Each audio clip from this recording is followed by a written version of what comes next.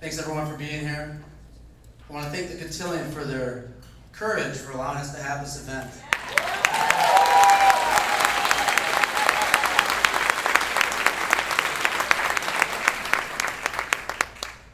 Ordinarily, I'm not nervous speaking in front of a group of people. Oftentimes, when I do this in my everyday life, it's because I know I'm speaking to an audience that actually wants to hear what I have to say. Never do I have to worry about the threat of someone in the room that is only here to defy our opportunity to share a civilized discourse, to assemble and exercise our right to free speech.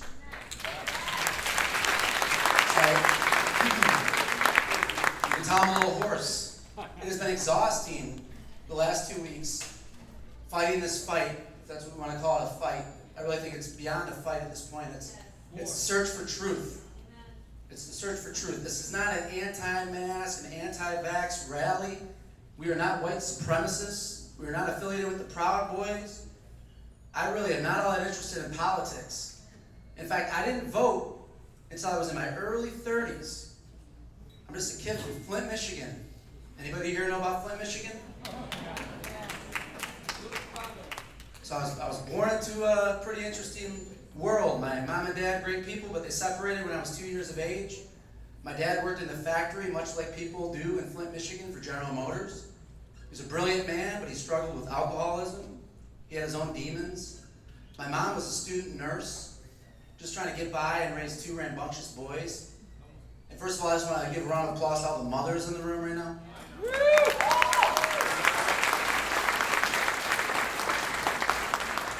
I was always told we get twice as bad, right?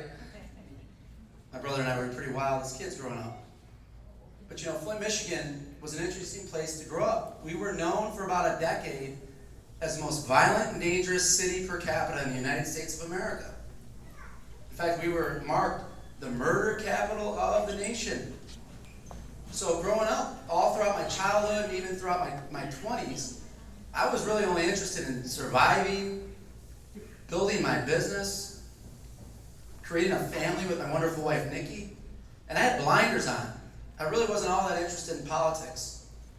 But it wasn't until I finally had something to lose. It wasn't until I looked at all this that I've worked so hard for by virtue of the American dream that I probably should wake up and pay attention and start to take this stuff serious. What I've noticed about the opposition is it doesn't appear that they have all that much to lose, do they? But when you have something to lose and you have belief, which really is the most important part of all this right now, really it's the most important part of life. You have to believe. I was so tired of seeing people with their head in the sand, saying, oh, there's nothing we can do about this. We need to live in this constant state of fear. No, we don't. No way. So with that said, we have a great presentation for you today, In Search of Truth. We have a lineup of speakers, albeit even my own views may not align with theirs, but what I'm doing as just an everyday guy is trying to learn and study and educate myself so I can form my own views and my own opinions as to how I'm going to proceed in this crazy world we're living in. So I tried my best to assemble a good lineup of people who can deliver some truth, deliver some facts, provide some answers. And that's really what today's all about.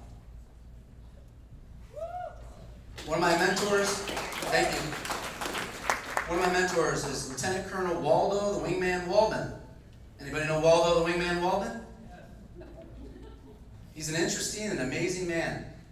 He believes in having great wingmen and wingmam all around you. And he has a great quote. He says, your beliefs determine your actions, and your actions determine your beliefs. And I promised my wife and my family at the end of last school year, I said, if it just so happens that they're going to mandate masks going into the fall, going into the new school year, there's no way I'm going to just lay down and accept that.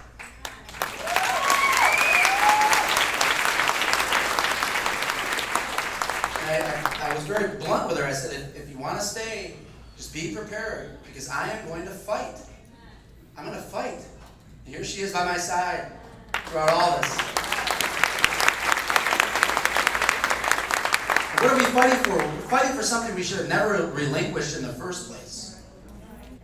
So me just being a simple-minded, innocent guy, understanding a thing or two about freedom and fundamental values of success and understanding from my father, my mother, my grandmother, what that should look like.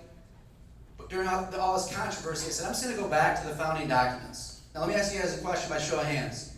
Who has read the Declaration of Independence or the Constitution within the last 5 years? Be honest. There should be a quiz at the end of this event. Admittingly, I hadn't looked at it for years. And I believe we have a pamphlet we're going to pass around. It was one I picked up at the Freedom Summit where I met John Anthony. And I just went right back to the roots of this. I wanted to get a better understanding about what our founders would expect from us in this moment in time. How would they feel about how we're behaving as men and women right now in this great country? They'd either be laughing or they'd be crying or a combination of both, right? So a few things to point out. Just as a little refresher. All men and women are created equal. We're all created equal. Now, does that mean we're guaranteed equality of outcome? It doesn't, does it? We have been endowed by our Creator these unalienable rights to life, liberty, and the pursuit of happiness. You see, our freedom does not come from a government, a document, a group of people. It comes from our Creator. It's our government's job to protect and defend that freedom. It is not their job to mandate upon us. It is to work for us, we the people. And I think it's time we begin to... What is the significance of God in all this? Regardless of your beliefs, in fact, out of the 56 signers of the Declaration, some were atheists, some were secular. The majority of them were Judeo-Christians, and in fact, our founding was rooted in Christianity, like it or not. But even those who weren't Christian believed and they understood the philosophical value of placing God above all man. Because absent of that, what happens? You kick the door wide open for tyranny. So it's no surprise that the secular left wants to chip away at God and the conversation about Christianity. Isn't it interesting how that works? There's a pattern of events that have been taking place for years. Ladies and gentlemen, I hate to sound so crazy, and maybe you're going to label me a conspiracy theorist. I hope not. But we are at war. We are at war. This war, though, isn't the war that we understand and know about traditionally. We don't see tanks rolling down the street. We don't have bombers flying overhead. This war is much more sophisticated. It is far more sophisticated. This war includes bioweaponry, cyber weaponry, mind control, division by design, and on it goes. And I'm not going to steal anyone's thunder because we're going to hear all about some of that here in a minute. I'm not making this up, and I didn't make this up either, so don't shoot the messenger. I went back to a reverend. In fact, one of my best friends growing up, Nate Keller, who's a business partner of mine, God bless his father, who's been a reverend for 40 years. He was like a father to me growing up. I believe it's very important you pay close attention to who you surround yourself with. I would never be in the position I'm in right now if it wasn't for the fact that I surrounded myself and I was blessed to be around great people. And I've been getting with him more often to talk about what's happening. We've been praying together a lot more. He's been guiding me. I asked him, could you help me prepare for this talk? Because I have a feeling it's going to be impactful. And he took me right back to what we're looking at here. Now, Don, go to the next slide for me. We do not want the way imposed. That would not follow Christ, would it? Let's take a look at some Democrats from the past. What happened to them? Because here's one everybody is pretty familiar with. The first truth is that the liberty of democracy is not safe if the people tolerate the growth of private power to a point where it becomes stronger than their democratic state itself. That, in essence, is fascism.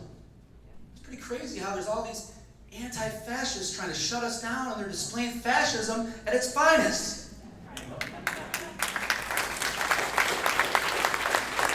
Ownership of government by an individual, by a group, by any other controlling private power, Franklin D. Roosevelt. And another one of my favorites, Mr. Ronald Reagan. Who likes Ronald Reagan? Man, I've been watching Ronald Reagan lately. You want to laugh a little bit, have some fun, learn a thing or two? Google Ronald Reagan and just have a blast watching all of his videos. If fascism fascism ever comes to the United States, it will come in the form of liberalism. Sound familiar? So here's the thing. In my opinion, this is less about politics, although politics attached to this, right? Because we have to pay close attention to who it is that's making these decisions, the policymakers. I'm going to admit right now, I was not paying attention to the ballot, right? I'm just looking at President of the United States and see if I can recognize anyone's name after that. Okay? I'm going to start paying attention. I suggest you do the same. This is less about politics. This is about tyranny versus freedom, ladies and gentlemen. My biggest pet peeve is hypocrisy. Although I'm an imperfect person, I'm sure all of you would admit to the same, right? But I try like crazy to not be hypocritical. How am I supposed to lead my company, my organization, the people who are in this room if I'm a hypocrite? Nothing's more hypocritical than imposing your views and your belief on someone else in the name of equality, freedom, while completely disrespecting and disregarding the views and the beliefs of another person. This is a basic fundamental value of the founding of the greatest nation to ever exist on the face of the planet. So as I got prepared for this, and I noticed all the noise outside and the group that shuts down over there at Nellie's, it dawned on me. The real pandemic, ladies and gentlemen, is the division that's been created in this nation between people in a free country.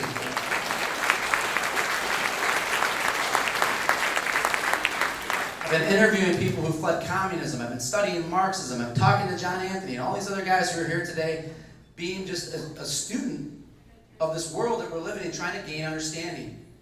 All I want is truth. I can't even make the conscious choice until I learn truth. Fair enough?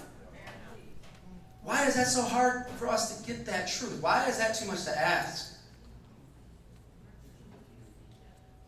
We use God's mighty weapons, not worldly weapons, to knock down the strongholds of human reasoning and to destroy false arguments. And that's what we're going to do. My goal for this group and the mission here, quite candidly, is to build a pack. What we're doing here, believe it or not, is happening in Florida, Wisconsin, Michigan. There are thousands of people forming groups all over the place right now who believe and feel what we feel. And it's time that we unite those groups and work together instead of divided.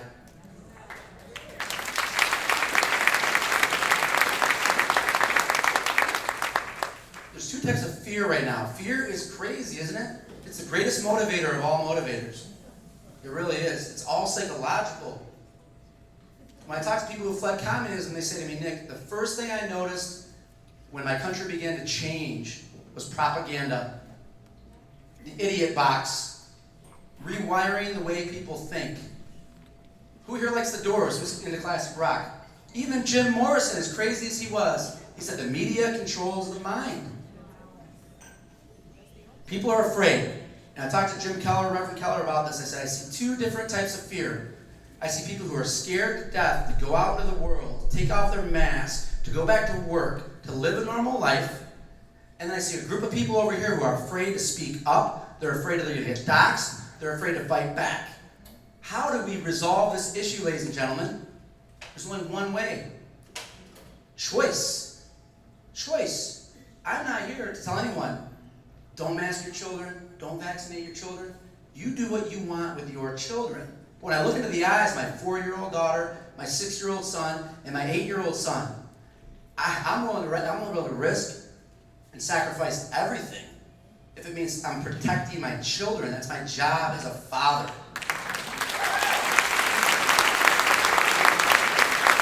Jesus was a hero maker. I asked Reverend Keller to be here. I said, would you speak to these people? No one does it better than you, Reverend. He said, no, Nick, you need to give this talk. And you need to ask people in your audience to be your hero maker too. Jesus was a hero maker. Inspire people. The phrase, do not be afraid, is in the Bible 365 times. That's a daily reminder from God to live each day fearlessly. Let's get started. Thank you.